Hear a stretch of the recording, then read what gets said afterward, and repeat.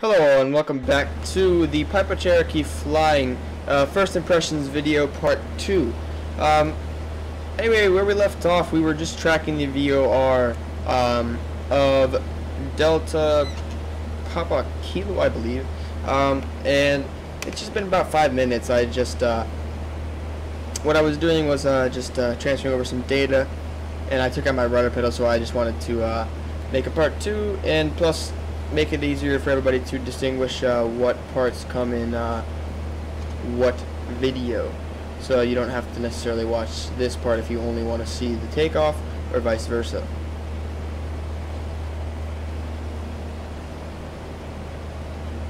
So, as stated, we're just tracking the VOR into Farmingdale, and this VFR flight. Actually, I guess we have to consider IFR because we're flying through clouds, but we'll just leave it in a limbo of flight rules.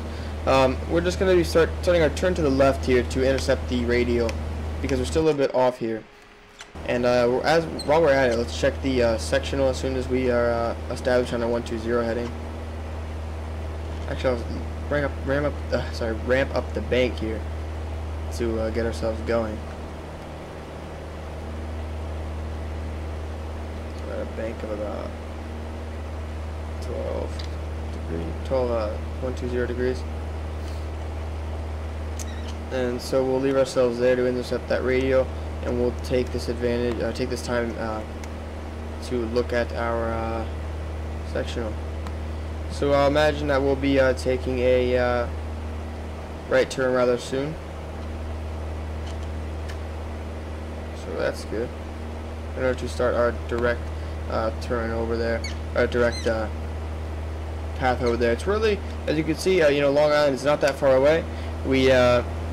I mean, you could see the Atlantic Ocean from here.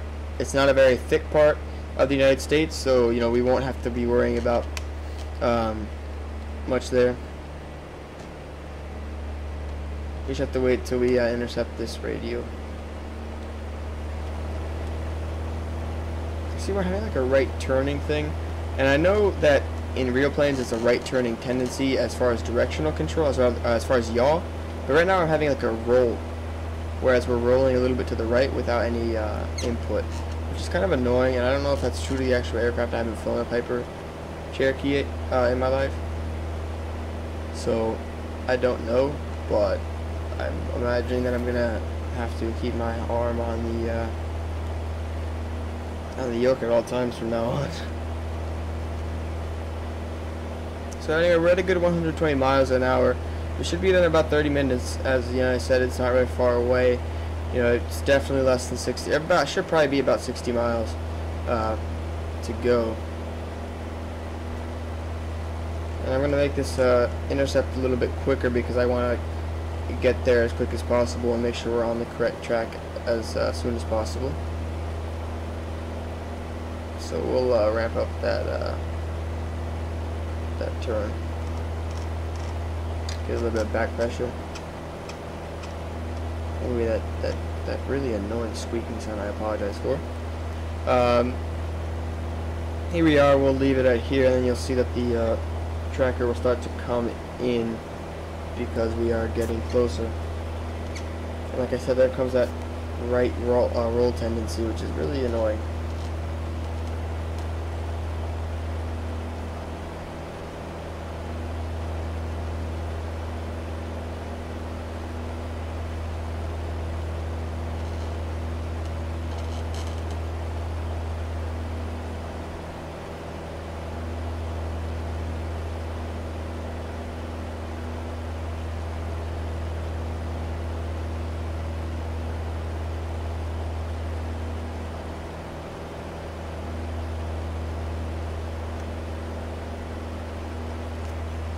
So I believe that little airport down there is, I don't know, I actually, to be quite honest, I'm not sure.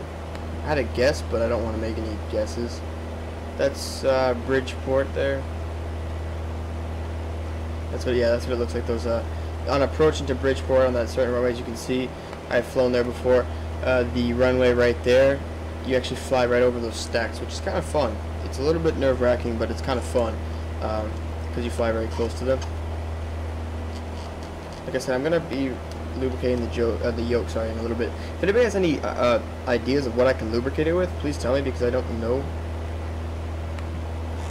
really what I can lubricate it with. But I'm trying to get the to see what type of a heading I should be choosing on the radio. We're going to be choosing about a 200. And so it should be actually going in by now. 180, that's directly 180.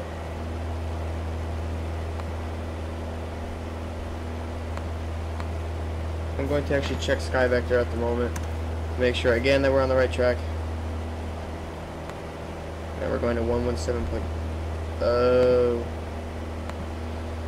Well, wrong once again. It was actually 7, but we were going the wrong way that time. So let me get back up to 7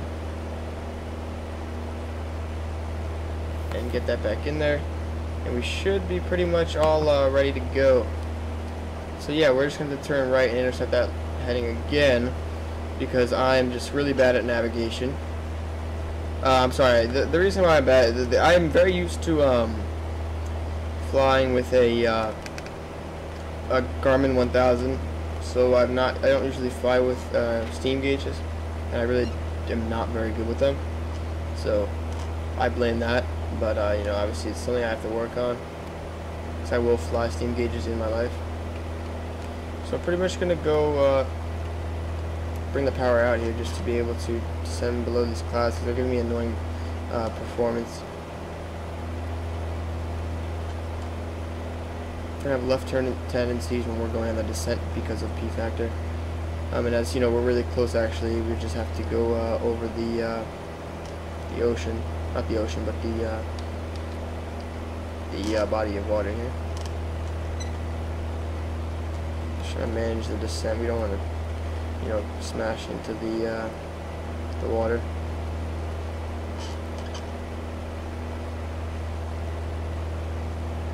Glad I checked that section, and we could be going for hours. So it should really be over there in that direction, and very close at that.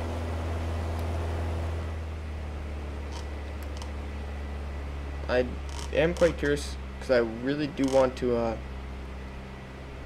go over there and find the airport and get there within a reasonable amount of time, because I actually just got called for dinner, so I would like to eat.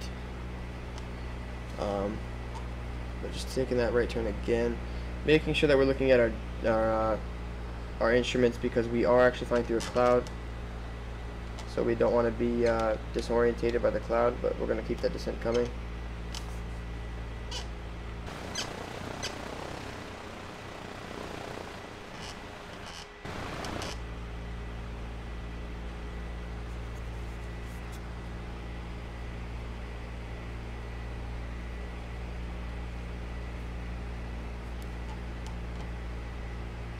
So I believe it's just about over there. Let me check the sectional again for that little break in land.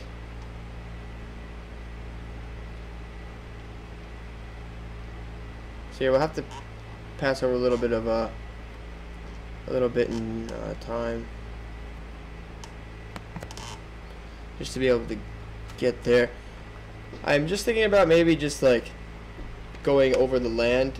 Just so, you know, just so the fact that we're not over land for this entire time, because actually we're going really slow, so that's probably an attributed factor. I'm gonna actually see how fast we can get. You know, we're still within our good range of cruise speed, so I'm gonna try and get as fast as we can, just to increase our ground speed to a sufficient amount, so that we can get there and over this water as quick as possible. Because, you know, I don't really want to be over the water for an extended period of time, especially in a single engine aircraft, or if the one engine fails, that's all we have. Because we're really, you know, we're closer to this side, but as soon as we get over, or as soon as we get to halfway point, we're really not going to be able to get anywhere on just gliding. That's why I chose a rather high cruising altitude, just so that we're not running the risk of doing that. I know that we're not really going to have enough time. We're not going to have enough gliding capability, but it's better than being at 3,000 if that ever was to happen. Just going to check the notes to see if there's anything that I missed. Approach speed, max flap extension is 115, so just making sure with that. Ground speed 122, endurance 3 hours, range 325 nautical. Fuel, actually, let's clean it out now. Now that we're just sitting here, why not?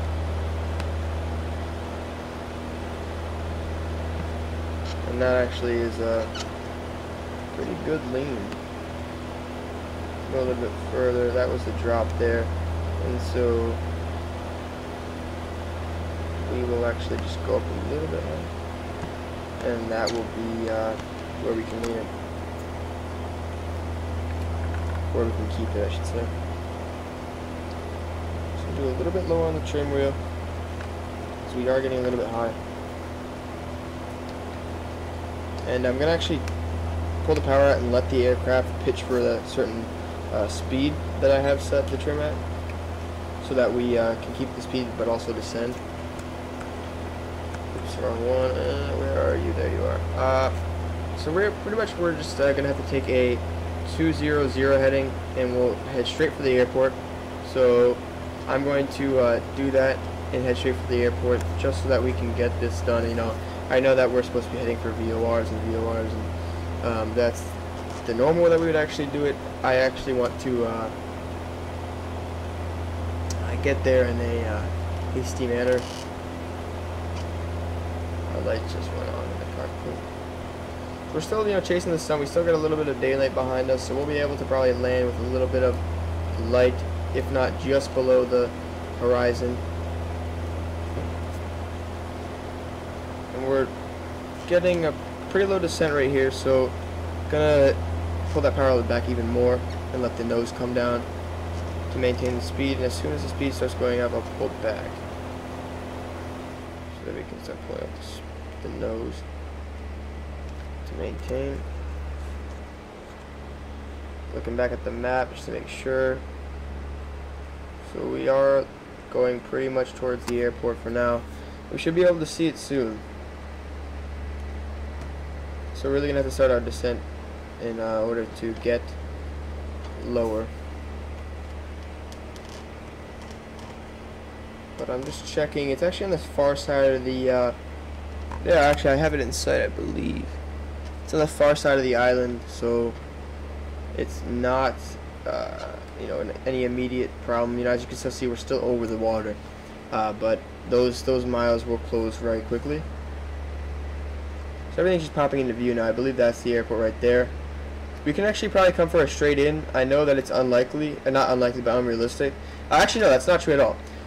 It is very realistic, actually. If you are coming in on a heading that is a relatively straight in approach, the controller will give you a straight in approach. I actually happened in my last flight lesson where I was flying on the heading of the runway was actually a 260, and we were on a 280, and they said port 4 miles straight in. So we actually went a straight in approach. So that's not actually odd at all, and it's actually quite common if you're on that certain heading. So we're going to act as if that was happening. I know it's fun to do traffic patterns and everything, but it's just really not necessary, and in the real world it wouldn't happen, so I'm trying to keep everything realistic. So, oops, didn't mean to do that. That's annoying. Oh, that's not one. Where are you? Close window. Close window. Anyway, let's take a look at our things. I don't know what that means, so let's not look at that because that's not good. I don't know what that means. Anyway, I like actually having the wider view now.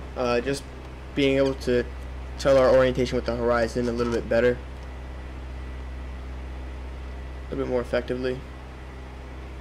So anyway, I have the runway in sight, so we can disregard the VOR now because I have everything in sight and I'm flying visually. So we'll be starting actually our turn in quite soon for the runway, so we can start our turn in, you know, nice and smooth. constant rate bank. She has pretty much the runway, so as soon as we get closer, closer. That's not really a word. Closer, we will start to make those final approach adjustments. But we're just passing onto the land now, so we're safe, and we're really very close now. Only about 20, if less, miles to go. I'm actually curious as to where it is. No GPS. Can I actually put in a GPS? Oh, that's cool. Let's see. See what it says. So yeah, I mean, it's just about. So I can go in. There you go. It's just about 10 miles out, so we really don't have that much to go. And that's kind of funny how that's just like stuck on the windshield, and it's a thing. Gee. Oh, I didn't even know that we had that option. Wow, okay. You live and you learn. That's awesome. That's very interesting. So, I did not know. Now I do know now that you can actually insert a GNS 400, which I'm very excited about because I didn't know. I remember seeing a video of somebody having a GPS, and I was like, where's my GPS? Now we're finally outfitted for IFR, so if we actually are going to do some IFR flight planning, we can actually do that. If I actually knew this before, I would have inputted just a direct route, which we can do this way. If we want to actually get this up, we can just do it like this. It goes, it's direct, and then it's pretty, yeah, that's GRU, that's it. So we just go, enter. If you want to do it now, I mean, actually, no, I think it's a different airport. Yeah, that's a different one. But regardless, we're going to Farmingdale. We'll have that set up for our alternate. And now we're actually coming very close, about less than 10 miles, about 5 miles, 7 miles to go. So we'll start to slow down to our flap extension speed of 115. As soon as we hit 115, we'll go down to flaps 1. There are 3 settings of flaps on this aircraft. And I'm just using flap settings rather than degrees because I don't know them exactly and I don't want to say them wrong. So there's 115. So we'll go flaps 1. We have to compensate for the flaps being deployed. We really want to put the aircraft on the ground really at the lowest, lower end of the lowest controllable airspeed, so that we're not coming in that fast. It's important that we're not coming in that fast, especially because we're in a general aviation aircraft. And we can really hurt the aircraft immensely by coming in too fast, and we can hurt the flaps immensely. So we really want to get the speed quite low, especially because right now the way that the aircraft is set up, as I spoke about earlier, it's streamlined, so it will keep the airspeed if you do not bleed it off correctly. As you can see, we're just keeping our airspeed. It's really just turning into a descent. And you can see the other runway is longer, but we don't actually need that since we're flying a Grumman. I don't want to say Grumman. We are flying a Cherokee, so we really don't need that. I'm going to take the yoke out now so that we can actually, you can see the yoke in action. It'll be a little bit more realistic. Now we can turn on our second notch of flaps.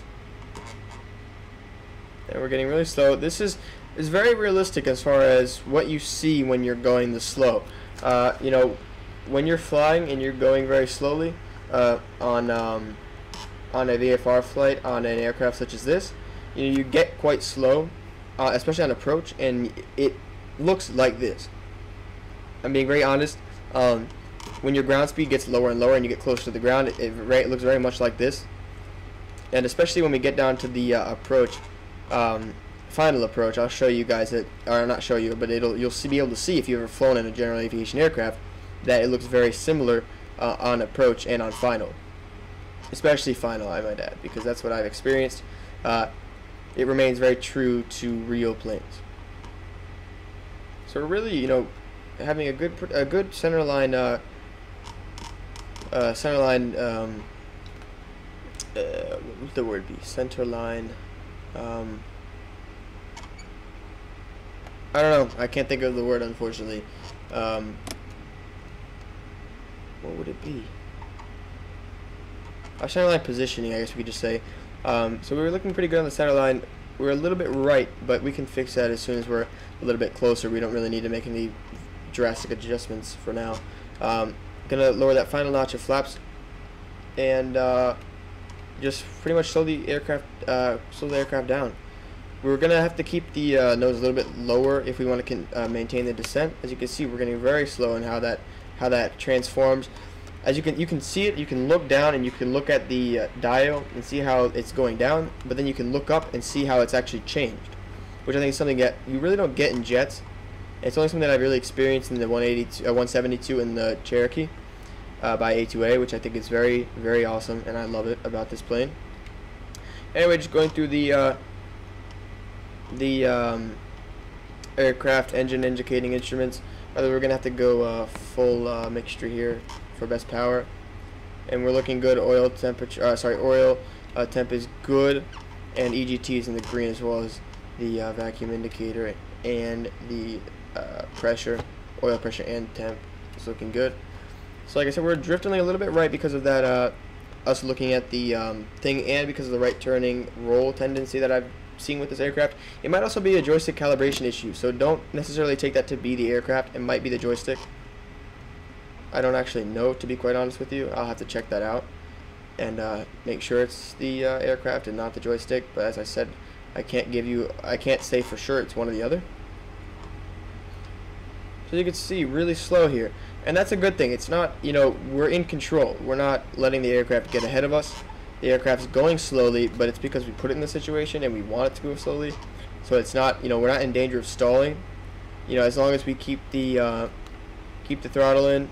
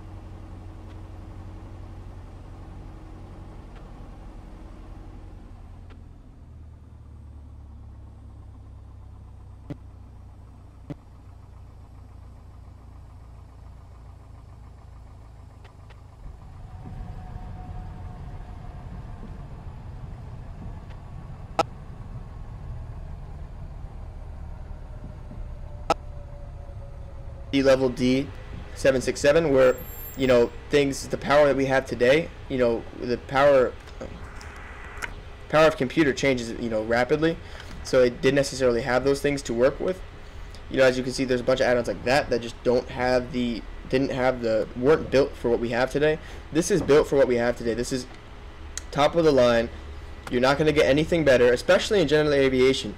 You're not going to really get anything better in not that much better in the realm of airliners or jetliners, but in the realm of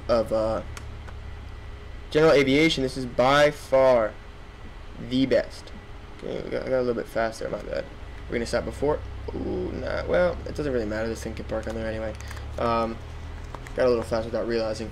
But as I said, this is the top of the line. You're not going to get anything better than this, and it's important that you realize that. And I think that people can really, love this aircraft like you might love a one of your 737s or 777 just as much, because it's just as sophisticated and just as nice. And we're just going to go through and check.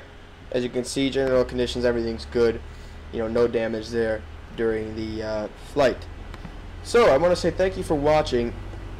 If you want to see more of this Cherokee, just let me know. More VFR flights, sorry, where we go into a little more sophisticated things, such as using the autopilot and such as using this. But as I said, thank you for watching. If you want to see something else, please let us know, and we will see you guys next time.